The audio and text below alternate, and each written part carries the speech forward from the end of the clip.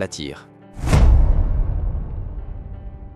Accepter la réalité, ce n'est pas un concept abstrait. Ce n'est pas une phrase motivante. C'est un moment brut, souvent douloureux, que presque tout le monde traverse.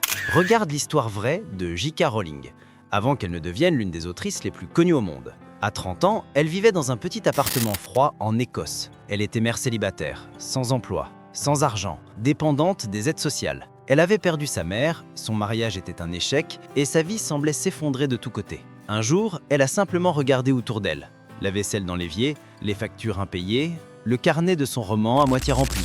Et surtout, ce sentiment violent de « je suis vraiment arrivé au plus bas ».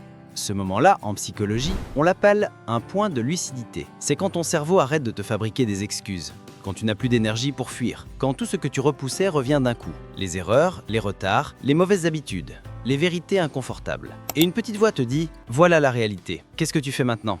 Ce moment est dur, mais c'est un cadeau, parce que tu ne peux pas reprendre le contrôle d'une vie que tu refuses de regarder en face. Tu peux blâmer les autres, tu peux attendre le bon moment, tu peux imaginer que ça va s'arranger tout seul. Mais au fond, tu sais que ce n'est pas vrai. La première vraie question n'est pas « comment changer ma vie ?», mais « où j'en suis vraiment ? Qu'est-ce que j'ai laissé pourrir ? Qu'est-ce que j'évite par peur ? Qu'est-ce que je refuse d'admettre ?» Les neurosciences montrent une chose puissante. Mettre des mots sur ce que tu vis réduit l'anxiété. Parce que ton cerveau préfère une vérité inconfortable à une incertitude silencieuse. Dire « je suis perdu, je me suis laissé aller, je dois reprendre le volant », ce n'est pas de la faiblesse, c'est de la lucidité. C'est reprendre du pouvoir. J.K. Rowling l'a compris à ce moment-là. Elle a accepté sa réalité sans se laisser écraser par elle. Et c'est ce jour-là qu'elle a commencé à réécrire sa vie, littéralement.